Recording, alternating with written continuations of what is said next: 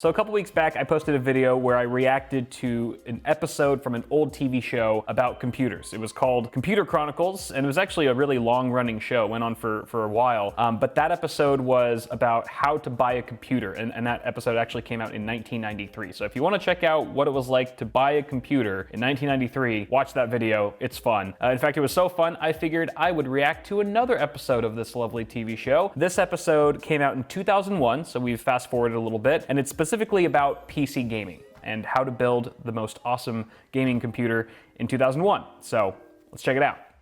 Before that, this video is sponsored by World of Tanks, a team-based MMO dedicated to mid-20th century armored tank combat. Choose from a vast arsenal of tanks that have been designed to be historically accurate for a truly immersive experience. The object of the game is to destroy the enemy, but how you achieve victory is up to you. Plan a stealthy ambush, or rush them head-on with a hellstorm of firepower. With over 40 battle arenas, you'll command your tanks over diverse terrain and strategize with your friends while adapting to your environment. The more experience you earn, the more money you get to buy upgrades and modifications to help you dominate the battlefield. Best of all, World of Tanks is free to play and free to win, so matches are won purely with skill, not money. Even if you're just starting out, free online games are accessible to players of all skill levels, and with 100 million players on board, you'll have an endless supply of adrenaline-fueled matches while being a part of a huge online community. Click on the link in the description to receive a special invite code that gets you 7 premium days, 500 gold, and a premium tank, the T-127. This game is a ton of fun and absolutely free, so put on your battle gear and start playing World of Tanks today.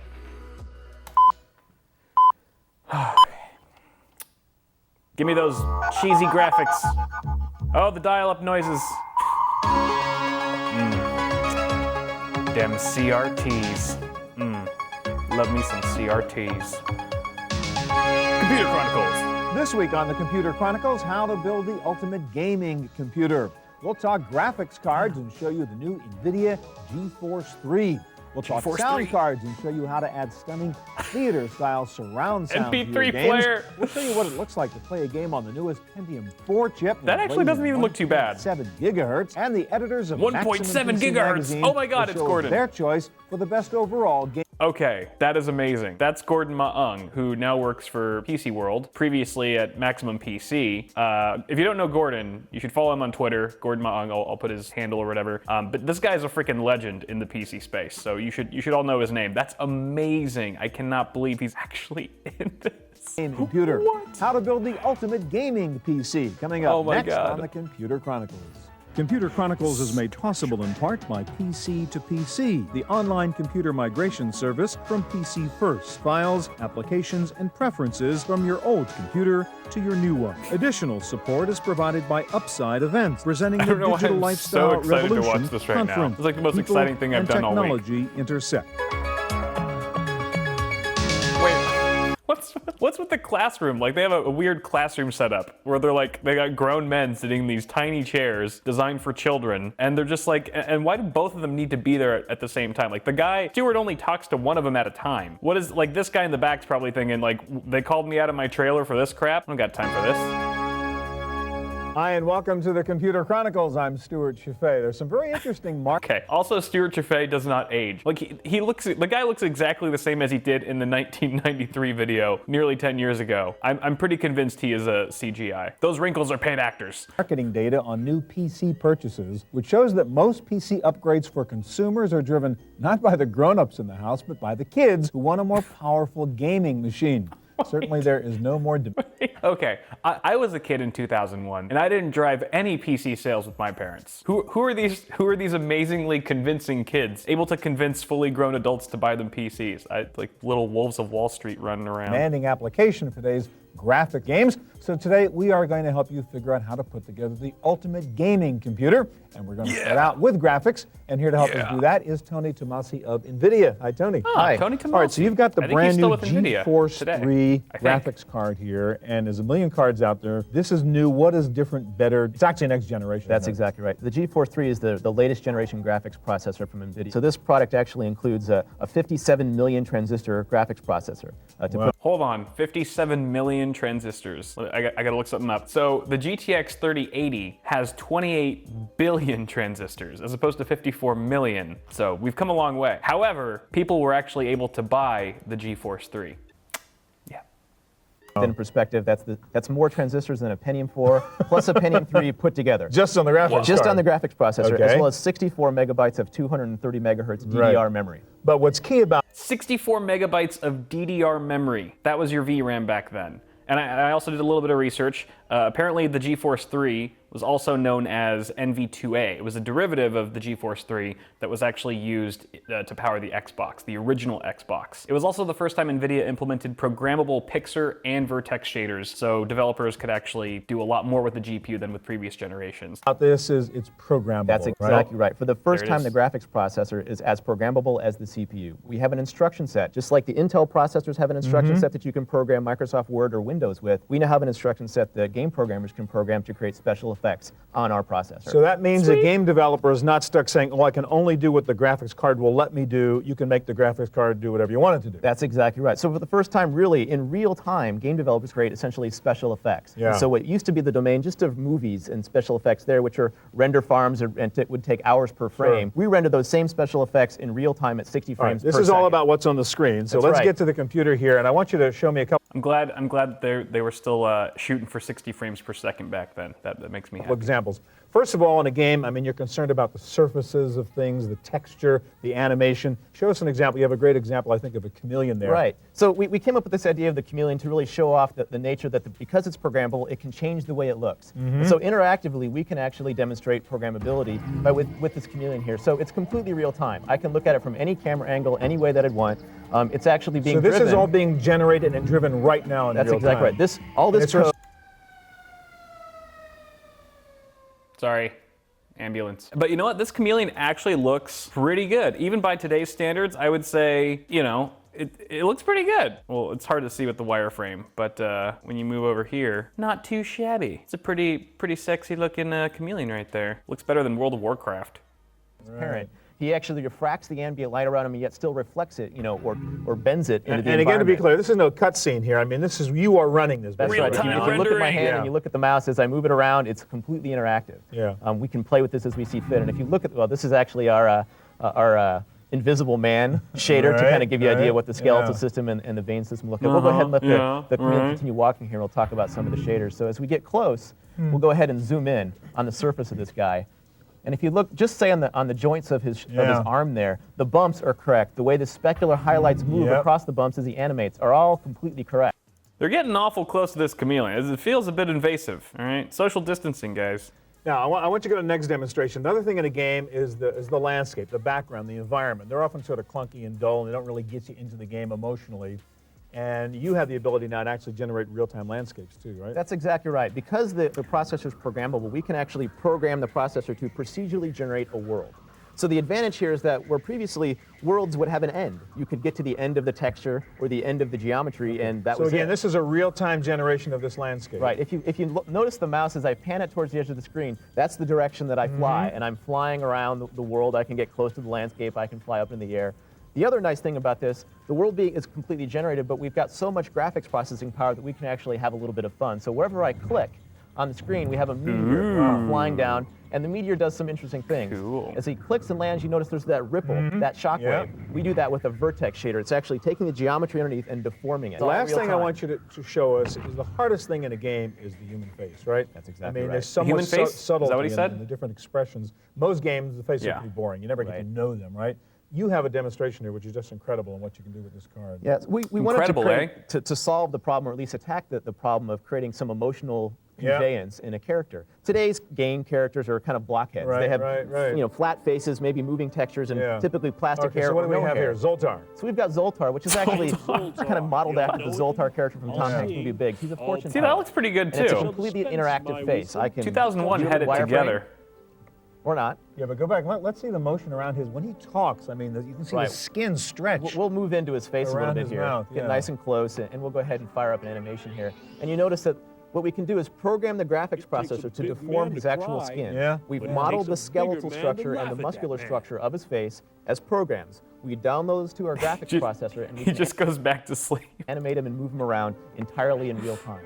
So for the first time in real time, you cannot can get get human ahead. characters. Wow. This is something that even the movie industry has really just started trying to tackle, and now we're running it in real time on a graphics. Someone get Zoltar a Red Bull. Dude's wiped out. That does look pretty good, though. You got to admit, for 2001, that's Okay, so pretty it's baller NVIDIA's graphics right GeForce there. 3, and it'll cost me how much? About $399. All right, thanks a lot. Great, thanks. $399 for top-of-the-line GPU in 2001. You know, I guess that's not too far off. I mean, now it's like what, RTX 3080 is $699. All right, well, continue. once you have What's a killer next? graphics card in your computer, the next most important CPU? element for a great gaming machine is sound. There are many.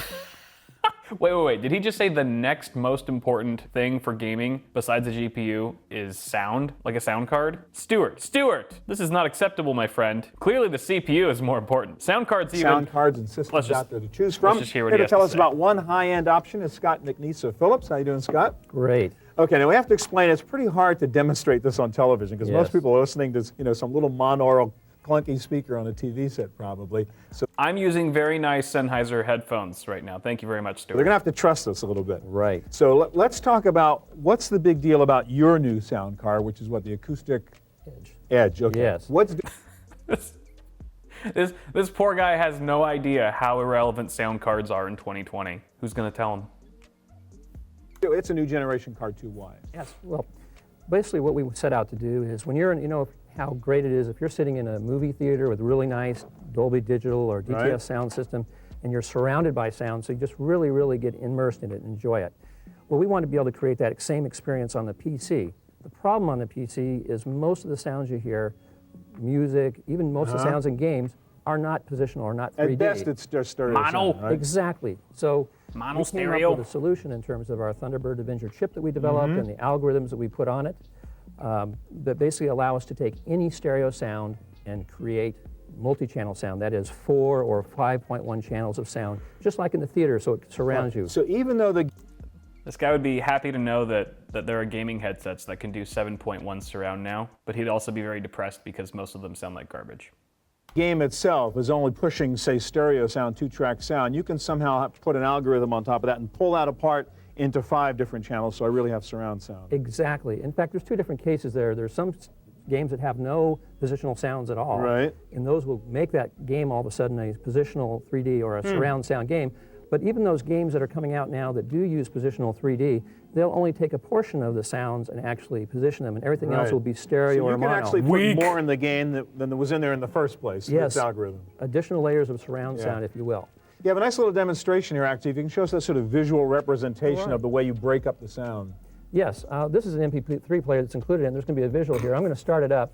And first, You remember desktop MP3 players? Everyone had one. There were so many different options. I think I used a bunch of different ones, but I liked Winamp the best because Winamp had the cool visualizer. Milk drop visualizer. I ditched a lot of college classes just so I could stay home and watch that visualizer. so actually, we're going to start it in stereo. And you see these 2 little visuals here. That corresponds to a left and right speaker. Okay, so that's the 2 tracks that are sort of pushing out the sound right now. Wow, what a exactly. mind-blowing demo. Now, I'm going to go That to would be 4. our typical There are 2 stereo channels, environment. so now there's Exactly. 2 lights. Now Now down it's to 4 4 speakers. channels, so And now this there's shows 4 How did you do it with 4 lights. speakers? You just told your card I want 4. All you Exactly, do I is said, click. Let's assume we have a 4-speaker setup Okay. with this. It And let's go to just 4. And works. if you look at this, you can see the 2 front, left and right, and the left rear and right rear are. Don't tell very me you're different gonna do signals you can actually 5.1 hear. So all of a next. sudden, you're hearing different sounds from every speaker. Right. Now we're going to take it a step further. Let's say you have a 5.1 channel sound Oh system. my God, he went You see the additional channels 5.1! added now by our card. Wow. When you said 5.1, how's a tenth of a Yeah. channel? Yeah, it's actually. When you say 5.1, what's a tenth of a channel? Oh, Stuart, we love you. terminology that comes from movies, DVD and DTS. The 0.1 is a low frequency effects channel. Okay. It's very, A whoop it uses whoop. basically a subwoofer to do that. Whoop, whoop, And whoop. that's that center channel right there. And this Right. one here Stuart. is the center channel, which is also added. And that makes the vocals in a song or the vocals Got it. in a game or a movie come out very clearly from the front of you, while other sounds will come from all the different I better channels. not All get right, so we're copyright talking claim about for this gaming stupid here, So I want song. you to pull up a game just as a demonstration here. I think you have a game Forsaken up there, which is one of those games with lots of stuff going on around you, and it'd be great to have the sort of 5-dimensional sound you're talking about. Absolutely.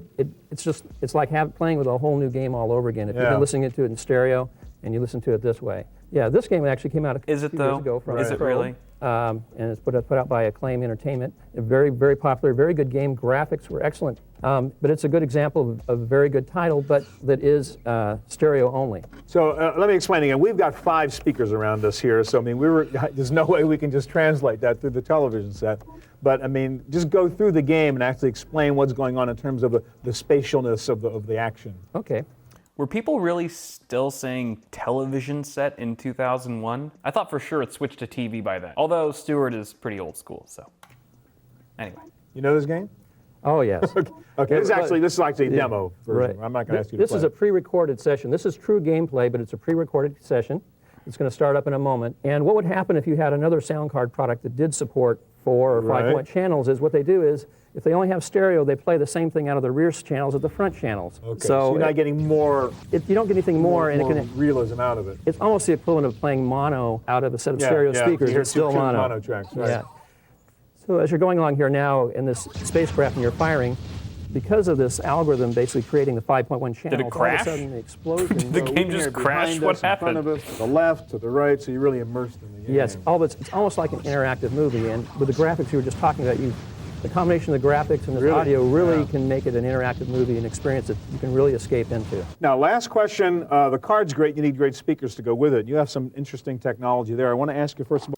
Does anyone find it weird that they're talking about sound and sound cards more than they did graphics cards? I feel like the GPU demo was so quick, and they're just going on about stupid sound cards and speakers. Over here, which is your Woox speaker. What's the new technology I don't care about your Woox stupid speaker. Shut up. inside here? Yes, it's a technology we actually developed. We actually make speaker technology for a number of the I'm Carmi skipping the computer speaker part. technology. I'm It's sorry. A very I don't care.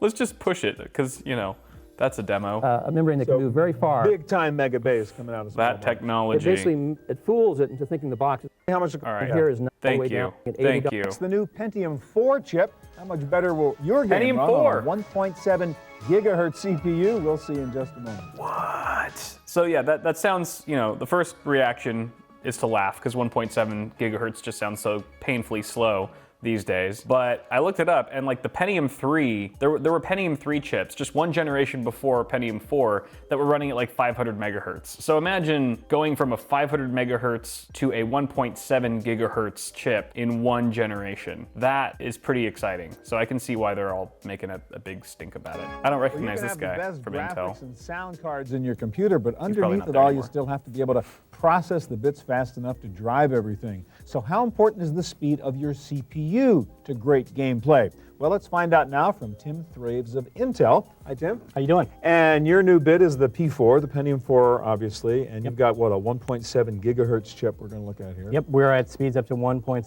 gigahertz on Okay. the Pentium 4. Look how proud he is when he says that. Optimized for the P4. What does that mean to me? Well, bottom line, it's going to be better or faster gameplay, but that could show in terms of more realistic environments, smooth gameplay and animation. Basically, it's writing to the advances that you see in the Pentium 4 processor today. All right, you have a couple of examples here. Let's take a look at some games to sort of demonstrate. Also a note about some stuff that I looked up.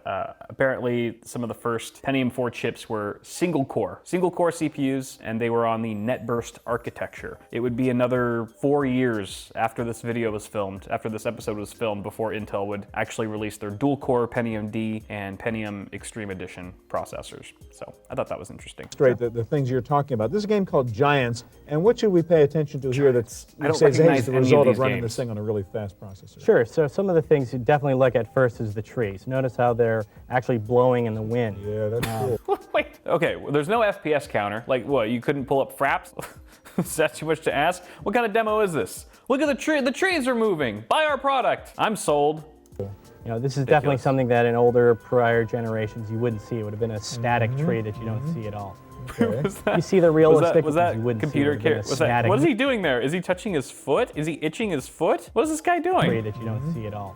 Okay. You see the realistic lighting effects. You see that the water looks pretty realistic compared to water of a couple Very of years realistic, ago. hyper The motion realistic. of the character there is pretty smooth. Yeah, and I'm you can there. also see different camera angles of the actual player. So let's look around and see if we can see some other creatures here. And obviously you can have a lot of stuff going on at the same time. Absolutely. That's the key is especially when you're playing online games Right. with multiple players. This game, this is gameplay, actually no GTA drop 6 rate. with Let's go to RTX another off. one. You have another game up here on the other drive, which is called Colin McRae Rally. This is a racing game, and that is probably the most demanding kind of game, right? Because you got a lot of stuff changing very quickly. Absolutely. Hold on. He thinks racing games are the most demanding type of game? Where does the logic from that come from? Does that make the Nintendo Switch the most powerful game console because it runs Mario Kart? I don't know about that one, Stuart. You might want to fact check Absolutely that. And one. if it's not realistic, it's a waste of time. Absolutely. And this is Damn, freaking Stuart the Savage. If it's not realistic, it's a waste of time. I'll shut up one of now. the newest games out there. Again, this has been optimized for the Pentium 4 Okay. processor. So what you're going to see is, again, smoother animation, very realistic gameplay. One of the coolest things is that, when you get damage on the car, it actually looks like damage. All right, so we're racing in the snow here. Right. So what we can do here is, you And notice, it's laying down tracks in the snow, Hello, so that's hello. pretty cool right there. and just to prove it is, that's not my This is OG normal dirt. driving style. So what you're going to do here is, again, this is a pretty realistic game in This guy's terms not of pro just gamer. driving it, as you're driving on snow, it's not just turn and Gotcha. And so when you crash, which of course everybody wants to do in a racing game, you're going to see the real dents and the bumps. Absolutely. The other thing is, notice You're going to see here the is real you can dents in the bumps into a wall, absolutely zero damage. The car is in pristine shape. also look at it at different camera angles, and depending on which angle that you're most comfortable playing with. Yeah, that's a good point. If you get to this angle, this is really more demanding on the CPU, isn't it? Absolutely, because everything's much closer, Sure. faster, And it's still going very smooth. especially All right, I want to get another game in here so you can stop that. This Let guy me sucks at change driving. CDs for you because there's Great. one other example, a game called Can I pop it? Absolutely. A game called Sacrifice. That's one thing you don't hear gamers say to each other anymore. Can I pop it? Let me just pop open that optical drive. Let me change CDs for you, bruh. Which is really a good example of We a gotta new bring that feature back. you've got in the P4. No, we don't. So let's get this baby up. Absolutely. So Let's get again, this Sacrifice baby was one of the first applications really to appear optimized for the Pentium 4 back in the end of last year. So let's start this up. Now, what we're going to see here while we get the game up is that the problem with a game often is you see an object in there, and as you get closer to it, it gets pixelated, it gets worse, it degrades. Absolutely. And you're now able to actually not only stop that, but reverse it. Absolutely, and one of the technologies in this application is a technology that's called multi-resolution mesh. And what it does is exactly as you described. As you get closer to objects, instead of pixelating, it actually becomes clearer and crisper, which is what you would expect in real world. All right, so let's get into this Pretty Let's game. load up the game here. cool. So the game's called Sacrifice. Yeah, from Shiny Entertainment. And what you're going to see here is right away we're loading it up into a scene that's very high resolution, lots of things going on as Oh, you yeah. can see. There's rain, several different things flying Now find around. an example of this sort of MRM bit where we can get close to something and see it get more detailed rather than Right, degrade. so let's take a look at either of these documents over here. Turn around. Does he know how to WASD? I don't think this guy knows what he's We're doing. going to walk, as we get closer to these environments. So even the tree, as we see, we actually got close to the tree, we saw more graininess Yeah, in it rather exactly. than less in terms of the Stuart's like, just show Right, him the so you see tree. right there, you can actually Stop see moving that. around. yeah. Much There it is. closer and better. There, as we demo get complete. Closer to the object was Right. actually Mind exactly blown. opposite from what previous generations game were able All to right, do. last question I would have for you, Tim, is we hear the numbers, 1.7 gig versus whatever. Say I've got a 500 megahertz Pentium 3 right now. How much faster how much better performance will I really get out of it? It's obviously not going to multiply by 3 or 4, am I? Sure. What you're going to notice is that in most applications, especially gaming, you're going to see anywhere from 2 to 3x of the types of performance. For example, in one application we know for sure, in Quake 3 Arena, we're seeing about a 3 to 4x performance gain. And just going from a Pentium 3 500, which gives you about 50 frames per second, on the latest 1.7 gigahertz Pentium 4, you're getting almost over 200 frames per second. 3 to 4 times the gaming performance just from a CPU upgrade. I hate to say it, but computer technology back then, way more exciting than it is today. I mean, it's still exciting today, but I feel like it was advancing a lot quicker back then. Just within the span of a few years, the technology advanced so much more than it does these days. I can't believe that. I also wonder if games like Quake and stuff were way more CPU, or utilize the CPU a lot more than the GPU. I'm not sure, but that's crazy. 3 to 4 times performance. Tim, thank you very much. Well, you Thank you may very think much. this is just all too complicated. Upgrade this, upgrade that. Maybe the best solution for a great gaming computer is just go buy one. Well, here to give us Pre-builds. some advice on the ultimate gaming PC are Will Smith and Gordon Ung. They just wrote an article, in Hey, it's fact, for their Gordon magazine, and Will Maximum Smith. PC. Wow. Okay, hold on. Is it just me, or does Gordon and Will Smith look a lot different back then? Wrote an article, in fact, for their magazine, Maximum PC. about Okay, the so this is when Gordon was at Maximum PC. This must have been shortly after he started working there, maybe a few years afterwards, because I think he's only been doing, I think, what, late 90s is when he started reporting on PCs and stuff? Wow. That's insane. Look at that Alienware setup. Oh my god. great gaming computers that you can put together out there. Let me ask you first of all, Will, we've got two machines over here. That is a gotta be so Falcon expensive. Northwest. Yes. This is an Alienware. Just explain what's the big deal about going to a company like Falcon that specializes in putting together gaming computers. Well, Falcon is a bunch of gamers that basically they play games and build computers. So Okay. when you call and say, hey, I play Microsoft Flight Simulator or I play Quake 3, then they know exactly how to tailor a system to fit your gaming needs. All right, so you've already got your games. You know, this is what Hold on. What I wanna play. We got to do Make an me a impromptu computer. episode of Pit My PC right here. Cable management, 0. Actually, no, you know what? For what they're working with, you know, you can see that they're using some zip ties here. They've got the probably IDE. Are these IDE cables? I don't think these are SATA just yet. But you know, I guess the cable management could be worse. But look, it's just also the case, right? They didn't have like cutouts, like the same kind of cutouts in routing areas that they do now. So you've got like this giant cable that has to reach all the way around the board, around the CPU cooler. Weird little circular CPU cooler tower there. And I don't know what graphics card that is. Maybe they'll tell us. put together some hardware that'll give me the best possible And holy gaming ketchup and experience. mustard. Exactly. There's a lot of it in there. Now, what is it about it, though? I mean, one thing we can see is a lot of fans blowing in this thing. In fact, we can hear them. That's so if you want to mess around with the clock speed of your processors. You can overclock your video card, Right. you know, a couple of notches to get it, that extra 5 frames a second, or your Right. processor, whichever you see fit. They add more than sufficient cooling for everything. that's And in what the system. particular graphics card do we have in this one? This is the Hercules Prophet 3, which is a GeForce 3 based video card with programmable pixel and vertex shaders. Okay. And Hercules! Now, there's this strange green monster over here from Alienware. Is this just like cool style, Gordon, if you want this to be? Well, I think for the Alienware and also for the Falcon, gamers are hardcore PC people. They Right. want people to know that they have pride in their ride.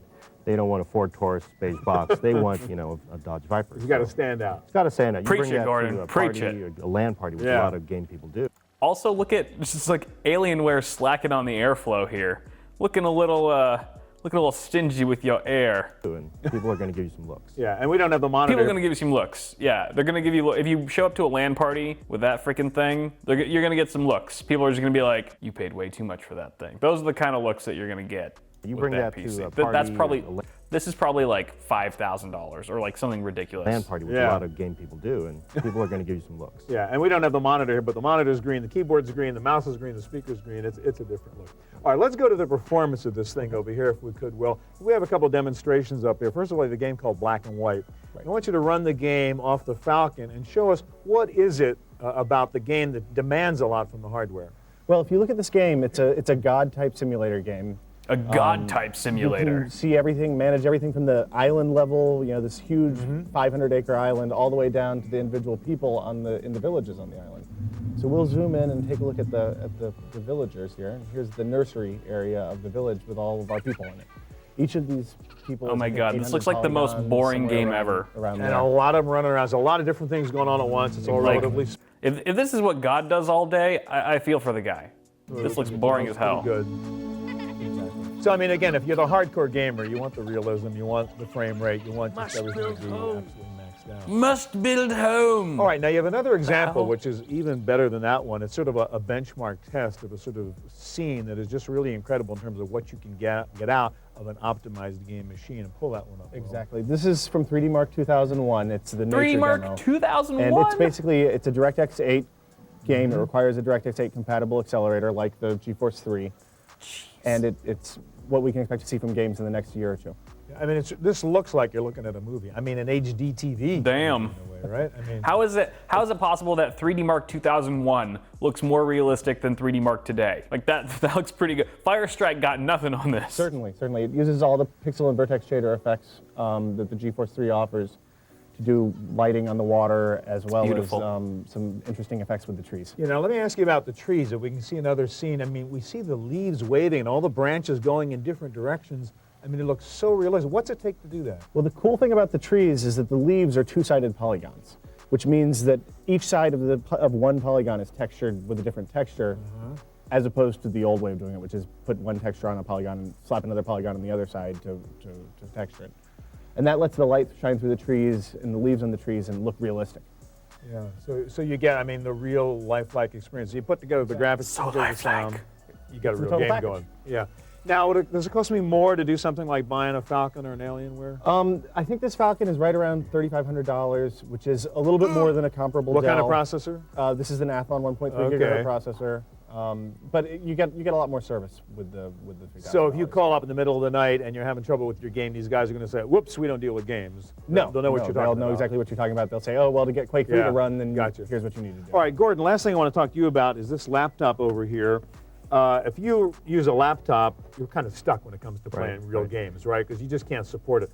This is a Dell Inspiron 8000. What is it about this machine? You say this is the only laptop you could really play a game like Quake 3 on. Right. The reason this Inspiron is so great is because it's one of the first notebooks out with GeForce to Go. Yeah, which let me is- just sort of run it here a little bit so we can see what's going on. which is basically a little brother to the GeForce Oh my 3. God. I'm kind of shocked right now because I was a freshman in high school when this episode came out. So this is what gaming laptops looked like back then. And like in my mind, I guess I feel really old right now because I was imagining gaming laptops back then to look a little bit more modern than this. This is like a freaking brick. And it like still at the 4:3 aspect ratio and everything, just crazy.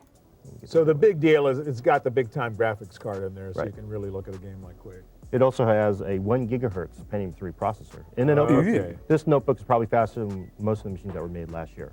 So you might get better gameplay off this laptop than you could off a lot of desktops right now. Right. Because of the combination of that graphics card, CPU. Damn, this guy plays Quake really fast.